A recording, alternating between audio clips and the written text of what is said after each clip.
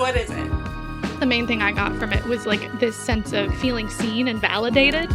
Well, why does it have to be this way? This book was placed in my hand for this moment. Insightful, learned a lot, wrote some quotes that I'm ready to like paint on my wall. I love this book! That we just kind of pull out some of the big themes that we see and talk about a few different ones. I apologize if most of my contribution has K-pop references. Alternative book title, The Feminine Mystique Part 2. You were really just gay all along. Welcome to Book Club. With Julia! And Victoria.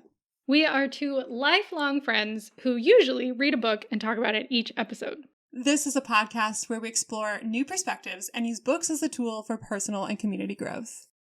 However, this week, we are not discussing a book. We're changing it up. Instead, we are chatting with our friends from Gold Plated Girls about creativity and pop culture. Hayley Schieneman and Victoria Adel are the authors of the Gold Plated Girls newsletter, where they write about everything from the cult of Reese Witherspoon to their love of soup. You might remember Hayley from our previous episode discussing Homegoing by Yak Yassi, so we're super excited to have Hayley back and to have Victoria on. Welcome! Yay! Thanks for having us. This is the podcast of two Victorias. Yeah. I know. If you listeners haven't read Gold Plated Girls, I think they should read Victoria's essay about growing up as Victoria and comparing all the Victorias of our childhood pop culture. I think I wrote an essay back in my comment. I was writing so much. I was like, I relate so hard. I am the nichest audience you're writing to right now. The Victoria struggle. People don't understand the struggle of being 5 years old and having people make jokes about Victoria's Secret. And you're like, I don't think this is okay. Yeah. I'm a little child.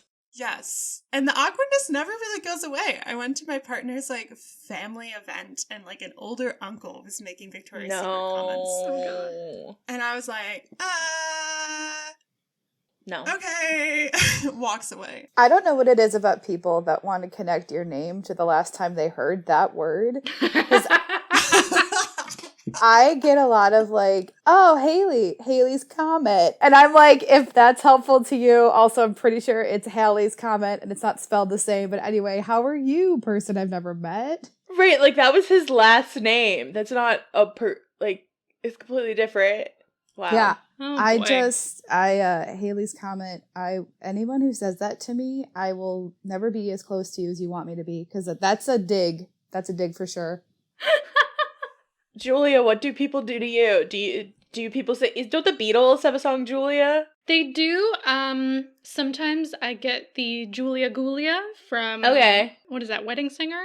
Yeah. Great film. My favorite. Yes, classic. Though people would do that before I had seen it. And so I was like, I don't get this joke. And I would just kind of stare at them like a deer in the headlights. Or the way that I say my name, it kind of peters out at the end. I say, my name's Julia. And so they're like Juliet, Julie, Julian. I've gotten every variation on that. They either don't hear the last syllable or they add things. Mm-hmm. They said, wow, this is one of those choose your own adventure names. Yes. They just kind of pick a jewel name and go with it. So, and I will respond. We could talk about this for a while. I have so many thoughts We on could. this. But yeah, let's get into it.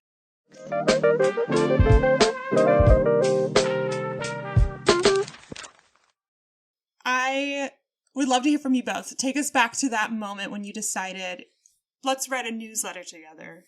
How did that come to be? Hayley, I feel like it was you were the one who pitched it. I do remember pitching it. I do remember it taking you a month to agree to do it. Only Really? because I want to say maybe a month is too long. Pandemic brain time is different. But we got laid off from our jobs and it was 6 months into getting laid off and we weren't writing anymore. And if you go from writing every day to not writing anymore, you feel what is my life? And I think we were kind of lost. We were always texting each other about a lot of stuff or we had all these good ideas. We kept being I wish I could write for whatever I want, have a pop culture column, have all this. And then I was what if we just did it? It was also the height of a lot of newsletters happening. Yeah. Because of the pandemic, because of people in media getting laid off. So I think there was like a lot of things coming together. But I do think that like I was like, let's do it. I actively want to do a project with you, which I'm also protective of like my professional energy in that capacity. But I was just like, no, Victoria and I would work so well together. Like, we have to do this. And you were like, yes, let's do it. Yeah, because we both had our own individual like newsletters at that point. But I think both of us were struggling with sort of like doing it and like writing things. And yeah, the doing it was hard. Right, it's hard. You know, we is recently the like 1 year anniversary. So we like did a newsletter about the 1 year anniversary of the newsletter. And like the biggest reason why it gets done every week is because we like have the other person. So like when I was writing like my own newsletter by myself, when it was like, oh, like I don't want it this week, it was sort of like, well, like what's gonna happen? But now it's like, oh, if I don't do it, like Hayley's gonna be so disappointed in me. Like therefore, I must do it to not disappoint Hayley. Even though Hayley obviously wouldn't be like your disappointment, you know, like obviously that would never happen. But it's sort of like the thing of just sort of like, okay, well let me just like write this to delight Hayley, and then that'll be fine. Like usually the way we structure it is we'll have 1 week we write a letter together, and then 1 week we're just one of us alone, and then the next week together, and then the next week the other person. And sometimes I'm like, yeah, I have the idea for my solo letter like weeks before, like I'm ready. And then sometimes it's like Tuesday night, Wednesday night, and I'm like, girl, I don't know what I'm going to write about. I had an idea. It's not working. Let me think it through. And one of those times I like was like, I don't know what to do. And it just come out that the new Knives Out was filming in Greece. And obviously Hayley and I both love Mamma Mia. And I was like, Mamma Mia takes place in Greece. What if Knives Out 2 was about how Meryl Streep died in Mamma Mia 2? Because they never really said what happened to her. Like they sort of like intimate that she was sick, but they never make it explicit. So I did this whole newsletter of like, Knives Out 2, Mamma Mia 3, and wow, these two franchises would cross together. It's like very stupid, but it was very funny. Oh my God. It was sort of like, well, Hayley will think this is funny, and like that's good enough, even if nobody else thinks this is funny. And other people did think it was funny, but they don't matter as much as Hayley. To this day, it's one of my, it just makes me laugh. Like, Knives Out 2, Mamma Mia 3, it sounds like a 30 Rock joke. Thank you so much. It's so, yeah, and I think, like, that's a great insight into our creative process because it is a lot less formal than it may seem. We keep a pretty strict deadline of publishing at noon on Thursdays, and so I think that's, like, what we're always up against, and I always, if it's, like, a Victoria essay week, I'm always like, I haven't heard from her on what she's going to write. When do I text her? To be like, hey, what you writing about? And I think we both gently nudge the other person in like the most loving way possible. And usually it's because I'm like, I want to read what you wrote. It's always, it's like, again, it's like writing for each other first and foremost. And then I think I write for Victoria, then I write for me, and then everyone else is a bonus. Yeah, that's the way I feel too. And then like with dual issues, a lot of times the way we get an idea is just like, what are we texting about? And like, you know, we have like group messages with like our other friends, and it's sort of like, what are we talking about? And like that message, it's something will come up, and like both of us realize we have a lot to say, and I'll be like, okay, stop, like put a pin in it. Let's write about that next week. Let's not go into it right now, and like we'll save the juice. Yeah, I think as a duo friendship collaboration team of Julia and I resonate with so much of what you guys say. Like, as far as our podcast origin story was me saying I was going to start a podcast for like a few months and not doing it until I had an idea of like, what if Julia and I did it together and like change the topic, change the format, whatever.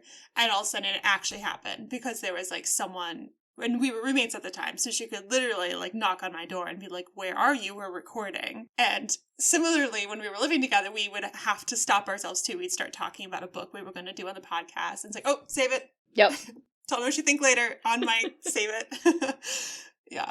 Yeah, oh my gosh. I think part of why we were so excited to talk to you guys is because you're like another best friend creative duo who's like making things happen, and everything you write is hilarious. And so I had a bunch of like genuine questions for you of like what kind of how that process looks like for you, and how you've learned to navigate the creativity over time. But I guess my first one is like, how do you feel like you balance each other out? You've talked about working with a friend a bit already. I don't know, I feel like Victoria Bruick and I feel like we've learned a lot about each other in terms of like our strengths and weaknesses and figuring out how to keep this thing rolling for 2 years. So like, how do you feel like you, in your working process, help each other stay afloat? Yeah, I think Hayley is the more organized type A type person. Not to get into astrology, because it's not an astrology podcast, but Hayley famously has a Libra sun and a Virgo moon or Virgo rising. Virgo moon. Virgo moon, right, I was right. I doubted myself, but I was right. So if you need like a calendar spreadsheet that's also color-coded, that's like beautiful to look at and also organized, like Hayley is your girl. She will have done it. You'll be ready to go. Yeah, I appreciate her organizational skills. She's like always thinking ahead on things in a way that is not my like number one skill in life. I think that you are the idea generator far more than I am, only because, like, I think that you're on the pulse of pop culture in a way that is, like, quite frankly frightening to me in the best way possible. And, like, this happens a lot, is, like, Victoria is very much a trend forecaster, which I know is, like, fake, but it is real for her. She will be like, I want to write about this. And I'll be like, great. And then 2 weeks later, everyone on Twitter is talking about the topic we wrote about. And it's not because we wrote about it. I mean, maybe it is. But I think Victoria is just like, hey, this would be a really cool thing. Or, hey, we should write about this. And usually I'm like, yeah. Oh, yeah, I do have a lot to say about that, actually. I think, like, idea generation and creativity is big on Victoria. And then she also pushes me to, like, think more critically about things and not so topical or surface level. So, like, I think that is really nice. Because in my, like, organized brain, sometimes I'm just like, yep, checking boxes, going through. And Victoria will be like, no, you thought this conversation was over, and I'm going to send you another email and ask you another question. And you have to think more about Reese Witherspoon's book club because I'm making you, which I appreciate from a creative partner. Yeah, I think it's been fun over the last year to see the ways that we do complement each other. Yeah, I think I've grown a lot as a collaborator, and I feel like Hayley has too. And it's been really fun. So you both have written professionally in your careers, and you kind of alluded to that's what you were doing before the pandemic layoffs. What is it like writing for yourselves now? Like you aren't being published where you have other editors beyond the two of you telling you what you can and can't write about. Is that freeing? Is it constricting? I'd love to hear all of it. I think it's definitely freeing because anything I want to write about, I can write about, and that's great. The thing that's frustrating, sometimes, weirdly, I was talking about this with my therapist the other day, is that, like, as much as, like, we have, like, a good audience and our readers are, like, really kind and give lots of feedback, and I love our readers, it's hard to attract views to something that's not from a quote-unquote prestigious publication. Last year, the one thing that I, like, did publish was, like, a satire piece that was in the New Yorker. And I really liked that piece and I was proud of it. I don't think it's, like, the best thing I've ever written or anything. I thought it was really good. But I know that, like, more people read that than, like, anything else I've ever written just because it was, like, in the New Yorker, you know? Mm-hmm. And so I think it's, like, such a trap to make sure that I don't feel like, oh, well, like, this doesn't count because it's not quote-unquote prestigious, you know? And just sort of be like, no, like, we're the ones who are deciding that, like, this is important, which I think is true, but it's hard sometimes to, like, convince other people, like, no, like, just because, like, an editor at, like, the New York Times didn't read this doesn't mean that it's not, like, good and important. For me, like, writing, you can't have the focus be external validation. It's like coffee, not water. Like, you need water to survive, right? So, like, writing is water. Coffee is, like, the boost to get you through to keep you doing it. And that's, like, the, like, people sharing, people commenting, people talking about it. That is, like, it's a boost. It's a, like, thing that gets you, like, excited about what you're writing about, and it makes you feel like, oh yeah, I have cool opinions too. But I think a lot of this past year has been learning to just be like, actually, I'm really proud of this little project that we're doing. And sometimes I read things in these, like, quote, prestigious publications, and I'm like, whatever. We had a take on that 6 months ago that was funnier and better. So, like, what is actually important? I mean, lots of stuff that gets published in prestigious places sucks. you know? And, like, lots of Yes. people who have opinion columns are dumb and have bad opinions, and they just, like, lucked into their job, and so they get to do it. But I feel like 10 years ago, even maybe like 15 years ago, there were sort of all these like alternative bloggy sites on the internet. There was the Hairpin and the Toast, and even like Jezebel was like just like a lower, I don't mean like lower like prestigious, just like more like accessible to be able to like publish on and stuff. Mm-hmm. And like Exo Jane and the Frisky, and like lots of places where it wasn't that hard to get your foot in the door writing, even if you didn't pay that much money, and then they like foster community. And now when you like look, a lot of the people who wrote for those websites do work at the New Yorker and the New York Times and New York Magazine and so on and so forth. And it's like, because of like online media and, you know, money, blah, blah, blah, all those places are gone. And the economy of like places to get published online has like totally like constricted. So I think part of us were like, well, let's just like make a place where we can still publish things anyway. And, you know, hopefully we will find readers and continue to grow. And we've been lucky that that's true. I love that analogy, Hayley, of coffee and water. Like recognizing that it's not necessary, like you can't put all your eggs in having, you know, people loving your stuff and constantly giving you feedback, or like your creative process will just die if you're like living for that. But it is such a boost to like get you through and like keep going at it. I know Julie and I have spent a lot of time thinking about why the heck do we make a podcast? Like, a dear person in my life was like, if you just wanted to sit around and have fun talking about books, you wouldn't have started a podcast. You would just sit around and talk about books. And I'm like, you're right. Like, what is it that, is it this like need for like, you know, external validation, or the like creative process of like putting something together, owning it, having opinions and thoughts and sharing with a friend? Well, I also think too, like the pandemic kind of brought a lot of this to the forefront, but like I can't sit in a room with all the people that I love and talk about books unless like half of those people buy plane tickets, right? Like my social circle is so spread out. I mean, Victoria and I have never met in real life. Yeah, famously. Wow. Oh my gosh. I love that. And I love surprising people with that. I think that's just like a testament to one, internet friendship, which is one of the very first things we wrote about for Gold-Plated Girls, but also that like having a podcast, having a newsletter, having these like forms of entertainment that can connect people across time zones. That's part of why you do it too. It's like you have a broader audience, even if that audience is like your closest friends. Yeah, I mean, that's my friends do not listen religiously, but when they'll tell me like, when I miss you, I listen to it.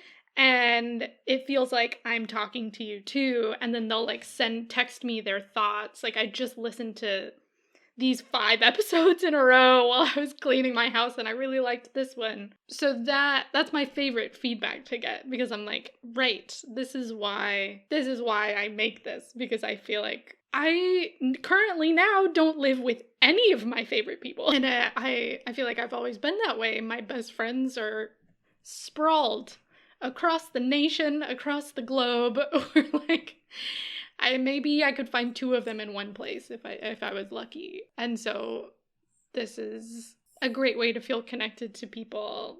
So sort of related to that, when you are sort of maybe trying to be self-reliant, but every once in a while you start comparing yourself to these other more serious publications or work you've done in other places. When you're making something for yourself on your own platform, how do you deal with the imposter syndrome of it? Or are you like so self-actualized that it just doesn't faze you? You know, tell us your secret. Victoria, do you want to? I'm thinking. Well, I was just going to say, I feel like Hayley is such a great, supportive, creative partner that I feel like she is really good at silencing my own doubts and stuff, you know? My birthday, Hayley surprised me with, I like had not sent her a text that week to be like, what are you writing for the newsletter? And on my birthday, she put out a newsletter that was like, my favorite things Victoria's written for Gold-Plated Girls, right? And it was, you know, it's a podcast, nobody can see. Julia's making a very cute face. And that's how I felt. It was like so nice and sweet and unexpected. And like also led to other people being like, yeah, like Hayley's right. Like these are so good. And it was just such a like a beautiful, like, affirmative moment of, like, yeah, like, the things I've written have been, like, good and have, like, affected people and people like them. And, you know, it's like, oh, there's, like, a body of work here that we're, like, making together. And, like, that's so cool and fun. So that's my answer. My answer is Hayley. I think, too, Victoria's a Leo. So when I was like, what do I get her for her birthday? Attention is what I will get her. And so I think like that was nice. And I think like I like to encourage my friends. I just want to be like that person who you know you can come to or who supports you. But I think like imposter syndrome, I've been thinking about this a lot lately. And I think that like I have recently in like the past 2 years gotten over any shred of imposter syndrome that I have because I got laid off from my job in the middle of a pandemic. And did not work for an entire year and had to choose what I wanted to do on my own terms. And in that process, like, kind of just stopped giving a fuck because, like, what did I have? I had nothing to measure anything against. I was living with my parents. I had no job. I couldn't see any of my friends. I couldn't date. I just, like, everything that I liked in my life was taken away from me. And then I was like, what's left? Me? Ew. Like, just trying to figure that out. And I think like the height of my imposter syndrome was 100% when I was writing for The Cut because I thought like I tricked everyone into hiring me. There's no way. How could I write? How do I have a New York Magazine email address? I was like, they're going to take it away from me at any time.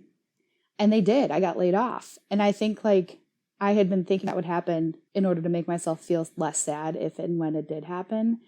And it didn't change it. I was still crushed and it really sucked. But I think I had this sense of like, if I think I'm not good enough, then that's a sense of control I can have in this situation, which is just wasted energy at the end of the day. Like, it doesn't matter. Media layoffs happen all the time. And like getting laid off from that job at The Cut put me in a good place when I got laid off from my job at IES Abroad. I was like, all right, this again, that's fine. Like, Queen of layoffs. Queen of layoffs. So that's the secret to imposter syndrome is keep getting laid off. Would you agree, Victoria? Yes, I resonate with that. Maybe I need a second layoff to like hit the actual like bursting through the imposter syndrome because my first one got me kind of far, but not far enough, I don't think. I don't know. I just resonate with a lot of that, like the pandemic, unemployment, just realizing how much is out of our control. I think it's so insightful to think about how telling yourself you're not good enough, that you're a fraud is like a defense mechanism to get ready for what you think will happen. In the past 6 months, I've gone full-time freelance, and that felt like a huge leap. And one piece of advice from, I think it was a podcast I listened to, was like, okay, you have all your contingency plans if this doesn't work, but like, what if it does? What if it does work? What are you going to do? And I'm like, you're right. I have not even thought about it. Like, what will happen if I actually succeed at what I'm doing instead of assuming that like the worst is going to happen? Plus, like my Victoria said earlier, like there are plenty of people writing bad shit and also plenty of like truly bad people writing bad shit. Like, I just think at the end of the day, like I deserve to write my bad shit too. Like, who cares? None of my stuff, like, dear God, I hope it's not like directly offensive to any group of people. But like, if I write something and the worst is people are like, I don't agree with your take on Sleepless in Seattle, fine. I still sleep at night. And I mean, like, you know, for podcasts, think about how many shitty podcasts there are. Yeah. Like, oh my God. Call her daddy people. I hate that. Do you guys know about that situation? Oh man, that's a rabbit hole. This will take over the entire podcast if we start to discuss it. But think about that. Every time I go on Spotify, they're like, listen to this. And I'm like, what about me makes you think that I want to listen to Call Her Daddy? What is it? Because I will change that part of me. So, you know, your podcast can't be worse than that. Or like Joe Rogan, you know? Oh my God. So, you know, there's a lot of really, really bad podcasts out there. So I'm sure that this one is much better. Literally every single celebrity, when they weren't getting enough attention during the pandemic, created a podcast. Okay, but here's what I think is actually good about this is that it does actually get us a lot of good gossip because I think that when celebrities sit down with other celebrities for a podcast, I think they do not realize that other people are going to listen to this later. And so they will say crazy shit on the podcast, kind of like what? Like, why? Like, the whole Ellen Pompeo, Denzel Washington thing? Why did she say that? Why did she say that on her podcast? Nobody told you to say this. Do you guys know what I'm talking about? I remember seeing the headline. I don't remember the details. So Denzel, I also actually read, from my book club, we read the oral history of Grey's Anatomy that just came out. So she also talks about it a little bit in there, but not as bad as she did on her podcast. Oh, when he was the director. Yeah. He directed an episode and they hated each other. It was like an all silent episode, or like Meredith didn't have any lines. I don't know. Sounds horrible. And then to hype up the sort of like stunt nature of this, they brought in Denzel Washington to direct it. And apparently he like told her to do something and she like screamed at him and was like, I'm the star of the show. Like, you don't even know what you're doing. Like, you're an idiot. And it's like, Ellen, what are you talking about? You screamed at Denzel Washington? Like, what are you doing? It's some of the most wild behavior I've ever seen by a celebrity. And now she has a podcast, so it's only going to get worse. Yeah, the podcasting space has been really interesting. And I think it's something Julie and I talked about on a very recent episode, is that we came in with like such little pressure on ourselves compared to the pressure we might have felt as other creative pursuits that we've done before. And it is kind of nice that we can come in and know there's like 100 podcasts out there reading books, but there's only one of Julia and I reading books, and we're going to have a fun time, and we're going to be our little corner of the internet and enjoy what we talk about. But I have felt that too sometimes. Like, there have been some times where we talk on the podcast and I'm like, I know we don't have a huge audience, but I think sometimes I'm just talking to Julia, and then I remember when I like listen back, like, oh, this is going to like my mom and like anyone else who decides to tune in. So like, maybe let's trim out this very personal story or this thing that we thought was funny, but maybe we won't think is funny in like a year. That's smart. I think that like it is really hard to find a line between like what is genuinely bad and you should not say it, what is like, okay, that was annoying and now I think less of you as a person, but like it's not harmful. And then like what is just like boring or like not interesting. There's like there's a lot of shades to these bad podcasts, right? Mm-hmm. I was gonna say the other thing about books is I do feel like people's taste in books varies so widely. Like, I'm in like a Facebook group where people talk about books, and sometimes like books I love, people will be like, I hate this book so much. And then they'll be like, this book's great. And I'll read it. And I'll be like, this was garbage. Why did any of you like this? The book I hated, I will tell you, was People We Meet on Vacation. I hated it so much. It's this huge romance novel. The title is not an accurate description of what happens in the book whatsoever. It was just like a very long, drawn out, like friends to lovers situation. And it was super annoying and I hated it so much. Everybody else likes it. And I'm just like, what's wrong with your guys' brains? This is actually really bad. You know, sometimes you guys are gonna have different opinions than other people. So I think that's nice. Are we talking about books we didn't like? Because I have something I want to get off my chest. Oh, yeah. Yeah, do it. Please do. Great. So I did not like The Secret History, which I feel like is the internet's favorite book. But it's because of like the context in which I had one friend who was continually being like, you have to read this book. You have to read this book. Oh my God, it's so good. And then a second friend was like, oh my God, I just read the best book. It's called The Secret History. And I was like, I swear to God, what is it about this book? These are two very different friends who were like recommending this book to me. And I was like, fine. So I like started reading it. And like the one thing that I will say is like Donna Tartt knows how to write a sentence. Like these are interesting individual sentences. So I like appreciate her as an author and a writer.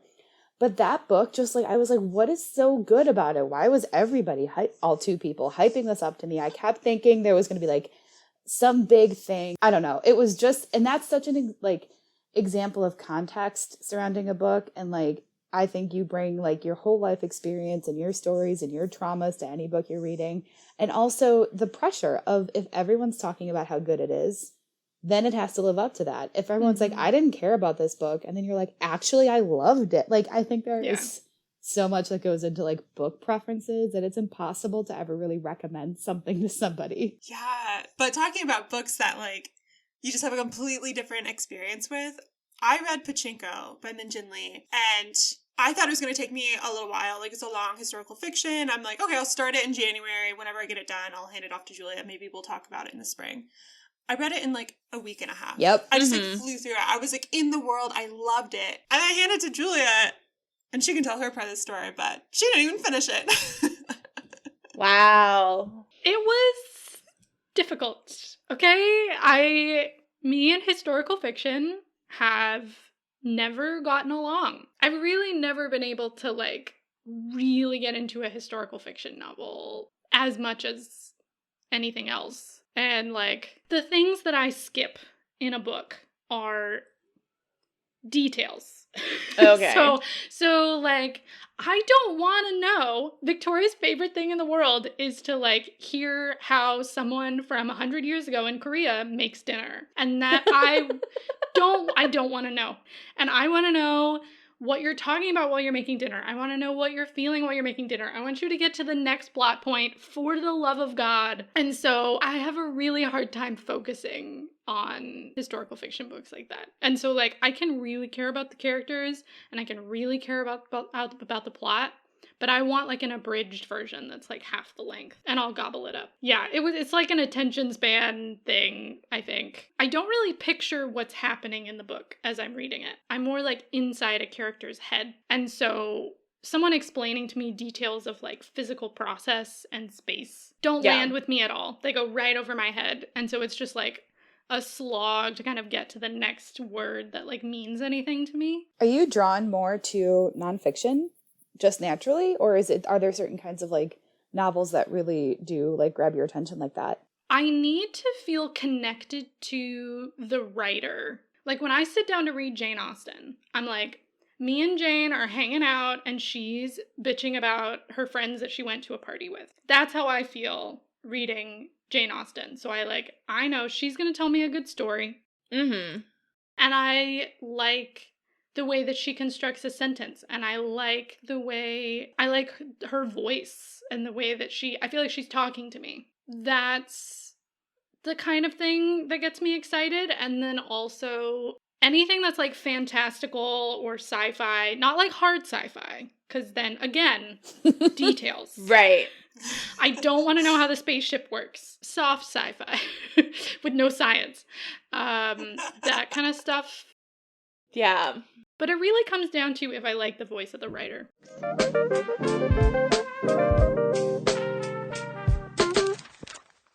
This podcast is made possible by our wonderful book club members. You can support the show by becoming a member on buymeacoffee.com/bookclubwithjv. So Julie and I are readers. We like to talk about books, but we're also writers. And so with our book club members, we love to share newsletters of things happening in our personal lives, as well as essays, poetry, other things we're writing. So starting at $3 per month, book club members can connect with fellow listeners, help us select books for future episodes, unlock exclusive newsletters, poems, etc. that we write, and get early and discounted access to future events. If you want to take your support to the next level, you can also join the TISM tier, which starts at $5 per month. The TISM tier is all about autism. Are you an autistic person looking for community, a possible neurodiverse person looking for resources, or an ally hoping to learn from an actually autistic person? Members of this tier get access free to Julia's autism-related articles on Medium. The best part of any book club, besides the books, is the community. So join us in our growing community of book nerds by becoming a member of the book club today. You can follow the link in our show notes or go to buymeacoffee.com/bookclubwithjv to join the party. Now back to the books.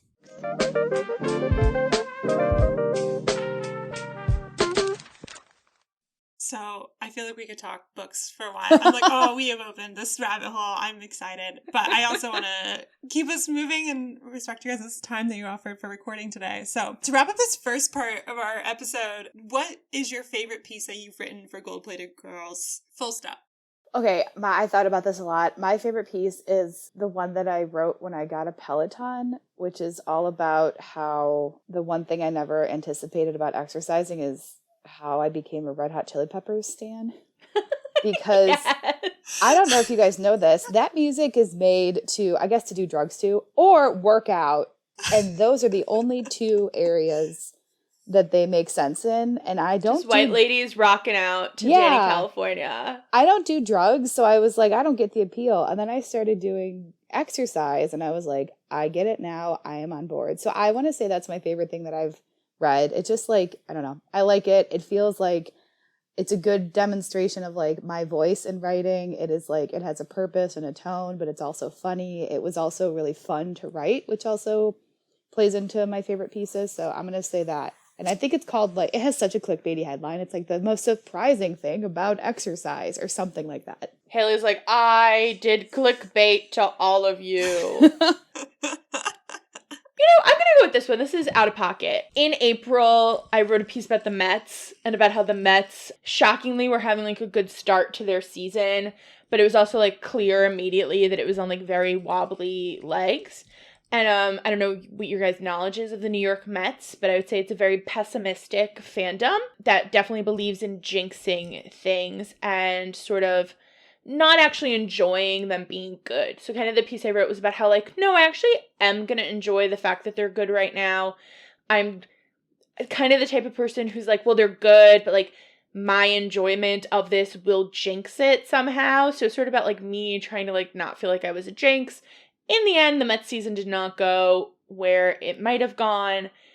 I think it was very predictable that happened, but it was sort of about like enjoying the good while it was good, even if I know bad is coming, and I liked that. I think too, you talking about the Mets made me think about one of my favorite conversation pieces we've done, which is when we talk about baseball. Yeah. This was not the direction I was expecting. No, I know. Well, Hayley's new to baseball. This was like her first season. So that was very thrilling. I got a lot of feedback from a lot of different people on how much they enjoyed us writing about that, as Victoria as like the seasoned baseball fan and me as the newbie, and the ways that our viewpoints overlapped and shifted too.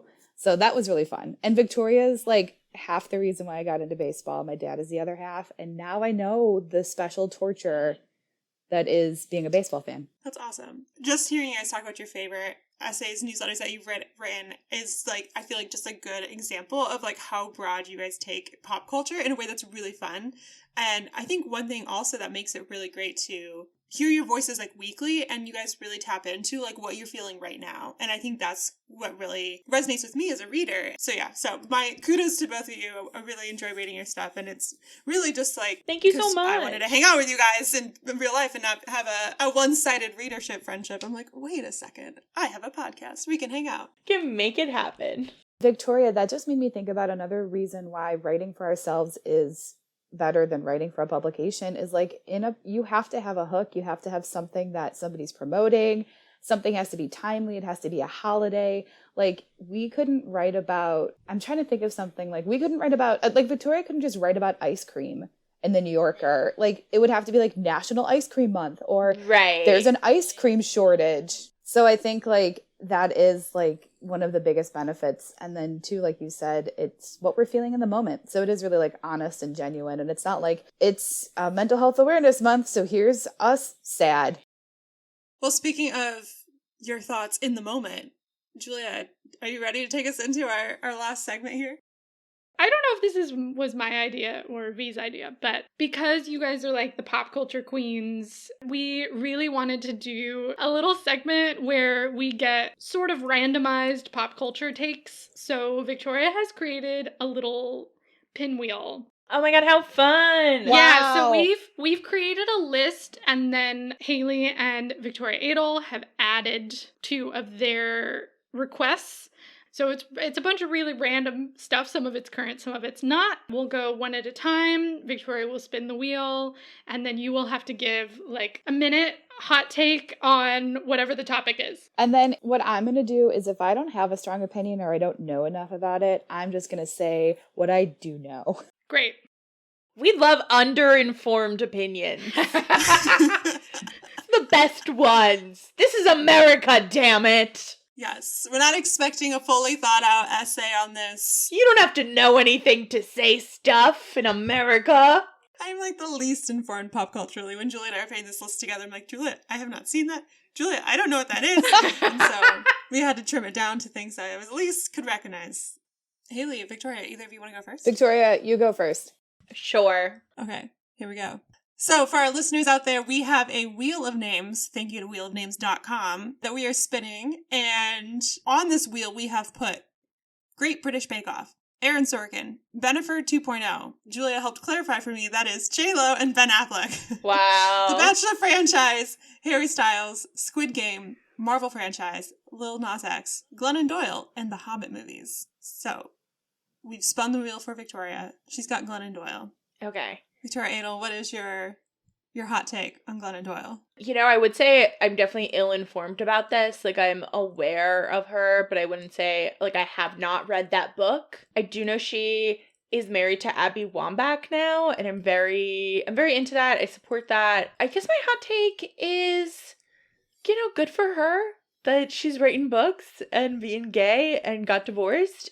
I feel like she's the type of woman who, like, I'm always waiting for her to do something problematic. Like, I feel like I'm always waiting for, like, Glennon Doyle's canceled. It just, like, feels like the type of thing that would happen, but it hasn't happened yet. So kudos to her for that, I would say. I don't know if she's been canceled, like, broadly. I Okay. think she mentioned in the book that we covered, which was her most recent one, Untamed, that some people had problems with a decision that she made trying to navigate, like, anti-racism stuff. But I don't know how big of an issue it was, so. I mean, at the very least, she still had this incredibly successful book. And I feel like when you mention Glennon Doyle, people aren't like, here's this problematic thing she did, Like, I feel like when, like Rachel Hollis, I feel like is the dark-sided version of Glennon Doyle. If you guys are familiar with her, Girl Wash Your Face, that's like the dark-sided version. And I feel like Glennon Doyle is the, like, light-sided. Okay. Julia, you ready? Yeah, let's do it. The Bachelor franchise. Oh my god. Well, reality TV shows of this kind make me deeply uncomfortable because it's just a bunch of people doing the most and completely misunderstanding each other and getting things wrong, and I just, it makes me so uncomfortable.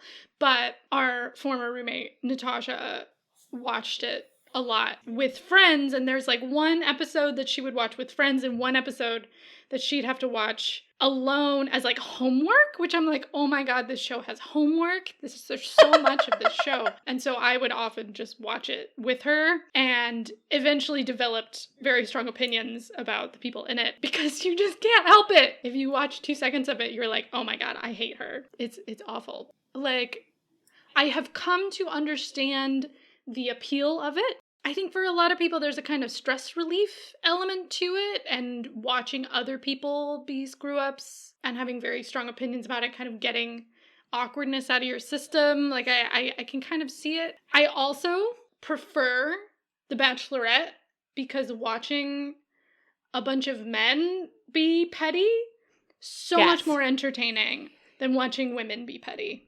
So much more entertaining. Oh my god. Especially now that the hosts are like women and not Chris, what's his face? Yeah. Because he made me uncomfortable too. I really hated him. So very excited about that development. And I just think, watching men be petty is so funny. Yeah, I watched an episode of Bachelor in Paradise with Natasha and Chelsea, and it was so fun.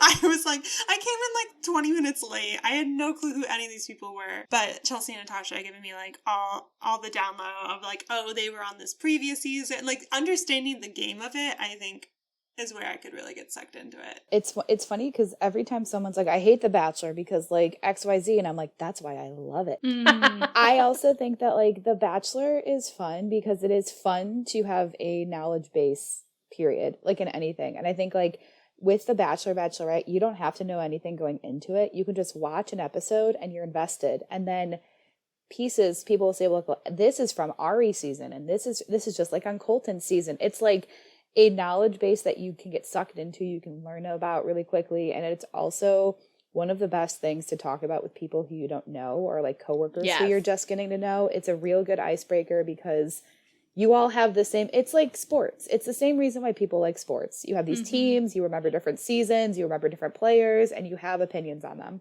So there's like a whole universe to it. Yep. Yeah. Hayley? All right. Woo, let's do it. Another franchise. Marvel franchise. I've never read a comic book in my life. My brother's a big comic book person. I am not. I think that I really got into it in like Guardians of the Galaxy, which is like a weird place to get into it because it came out later and it was like kind of a separate storyline to like the Thor, Iron Man, Captain America.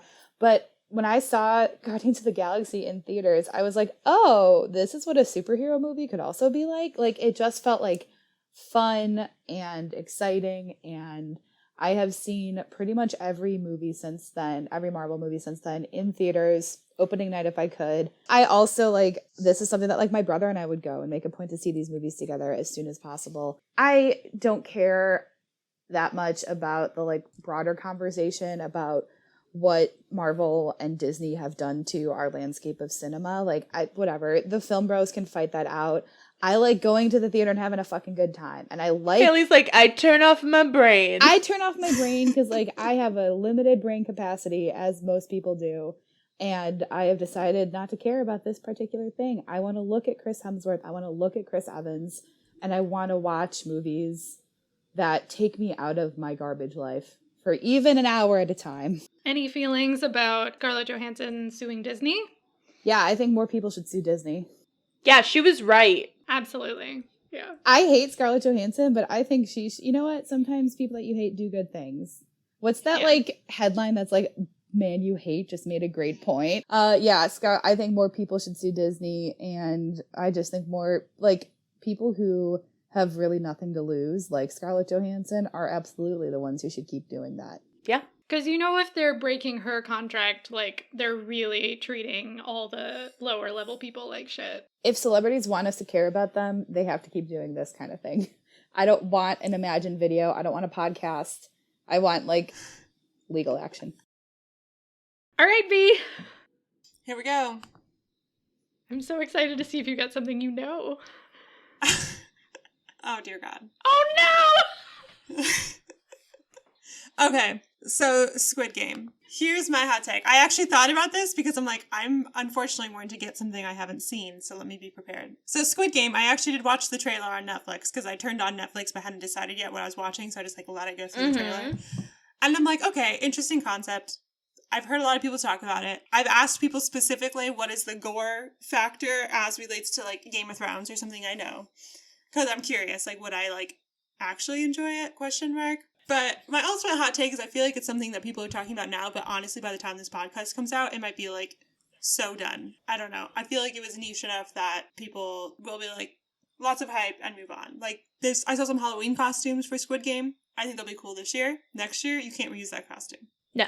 That's what I think. I was just going to say, I have not watched Squid Game yet because, well, 2 reasons. One, I'm not sure I can handle the, violent scariness. 2, I definitely am a, put on a TV show, do something else type person. And if it's, I have to put on the captions, then it's no, I, can't do anything else. So then I gotta pay attention to this. But I do think that Americans are, kind of too stupid to watch Squid Game. Because, I've seen lots of Americans be it's a very subtle critique of capitalism. It's bitch, what is subtle about it? You guys are... It's, the same thing Parasite. This comedian had a tweet that was the thing that's bad about Parasite is they never really say who the bad guy is. And it's what? What are you talking about? It's pretty obvious. It's buddy, are you rich? What are you saying? So, yeah, I think most Americans are too stupid to understand what is actually going on in a lot of these South Korean things that seem to actually be extremely open critiques about capitalism, but Americans have drank so much capitalism juice that we can't even figure it out. It is not subtle in the slightest. The dialogue tells you what's happening. They tell you this is a metaphor, there's not that makes the show bad at all, but it if Americans think it's subtle, then they just don't know how to read symbolism. No, they don't. English teachers everywhere are rolling. Julia, have you watched it? I have. Yeah, me too. The 2 people who didn't watch it were here's our opinions.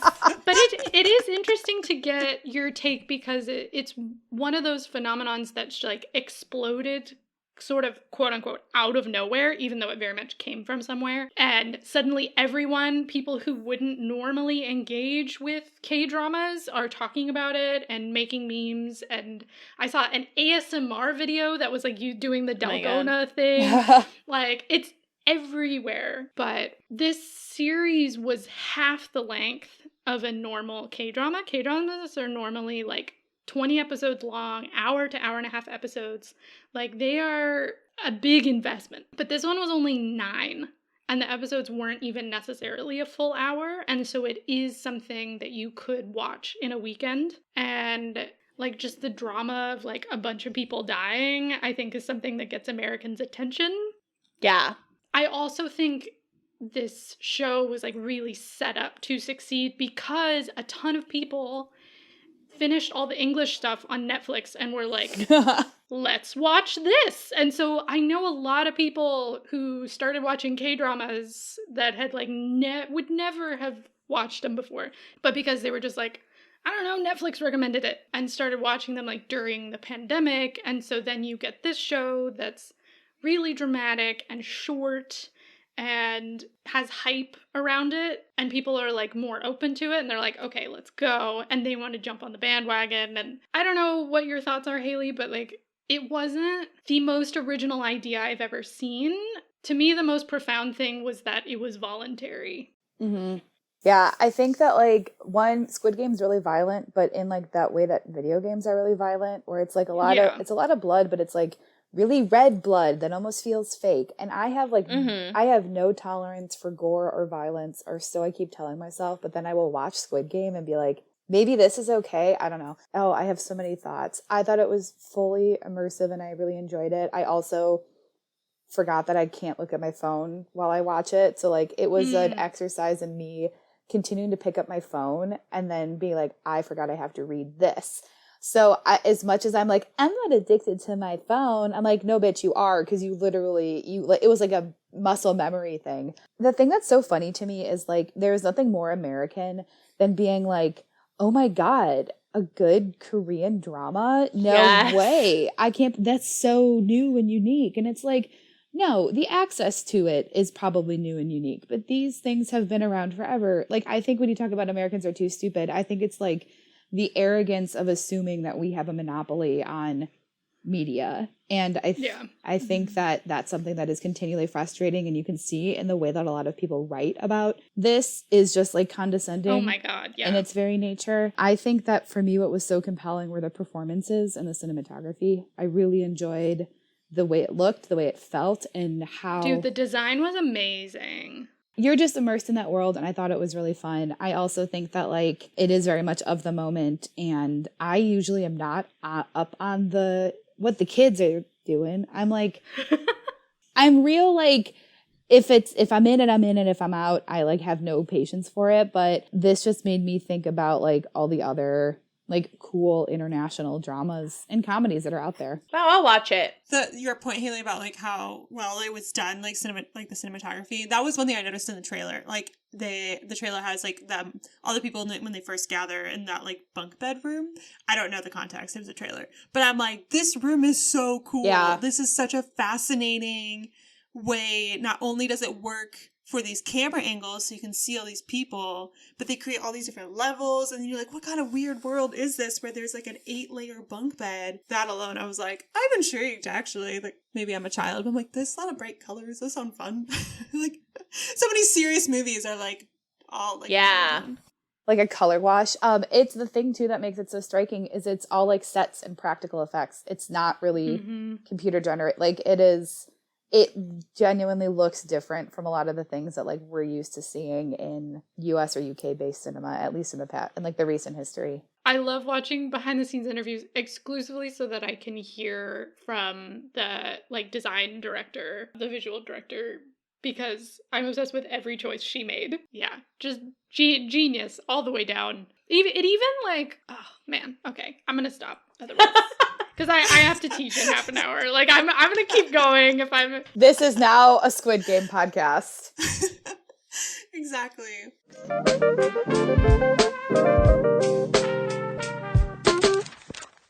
This was really fun. This was fun. Yeah, thank you guys so much for joining in and hanging out on our podcast. And we want to close out with things we're currently obsessed with. So, Julie, if you want to get us started, we'll go around. Anything for the listeners that you would recommend they check out that's bringing you joy in your life? I have been watching so much of this British, I don't know if you would call it a reality show or a variety show or what you would call it, called Taskmaster. I knew you were going to say that. Really? I knew it because everyone's obsessed with it. How do you watch it in America? That's like YouTube. My biggest. It's on YouTube? Okay. Mm-hmm. So there's an official Taskmaster YouTube channel where they post full episodes and also complete segments of a task. So you can just watch task after task after task for hours and hours. Haley, what about you? I just got into this really cool kind of indie show on Netflix called New Girl. I have never watched New Girl, which surprises a lot of people, and I just finished the first season and I love it, and it's been fun to watch, like a good old 20-minute sitcom. So I recommend New Girl if you are the only other person besides me who has not watched it. I was, sorry not to give myself credit, but I will, which is that I was the person who got Hayley to watch her first episode of New Girl sometime last year when we were just having a real bad day, and I was like, what if we just watched New Girl? And we watched the first 3 episodes, and Hayley was like, oh, this is good. I know. The person in my life who previously loved New Girl, I did not like, so I was like, well, if this is funny to you, obviously it's the dumbest fucking show in the world, but I have since calmed down quite a bit. That sounds so much like mine and Victoria's relationship, where I just like, Victoria, you need to watch this. Victoria, you need to watch this. And she watches it, she's like, oh, wow. And I'm like, oh my God. Turns out it's good. Who would have thought? Julia thought. That's what she said. Here's something goofy. This week, me and my friend were like, let's watch a movie. And we mostly randomly picked Mystic Pizza, which is on Netflix. And I had never seen before. It was like Julia Roberts' first movie, so she's like a stunning, like crazy hair, amazing. Vincent D'Onofrio is one of the girls' boyfriends in it. He's like extremely hunky. Yeah, it was not a perfect film.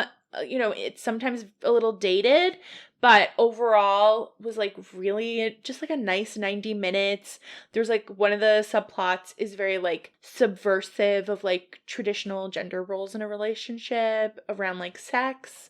It's just really good. It was a really nice time. So if you've never seen Mystic Pizza and your only exposure to it was the like one-off joke on 30 Rock about Jenna being in a Mystic Pizza musical, I recommend watching it. I'll give it the theme of recommending shows or TV or movies. I watched the documentary Prayer Way. It's on Netflix. It is a serious, kind of heavy documentary, but it's about the ex-gay movement in the 70s, 80s, 90s, 2000s, and the leaders of Exodus, which was a huge name in the ex-gay movement at the time, who have since come out and been like, this didn't work for us. It didn't work for others. It was harmful. So it's like heavy stuff, and it's complicated too, because you can see these people who are really struggling with like the hurt that they created for other people. But I don't know. I was like a little like, I don't know if I want to watch that when my friend mentioned it, because I was like, is that just like triggering and difficult for someone who used to be in very conservative Christianity? Like, but I found it really informational and like, I think really well handled. And if you're not familiar with conversion therapy or the ex-gay movement, I think it's informational to give like kind of an insight on like what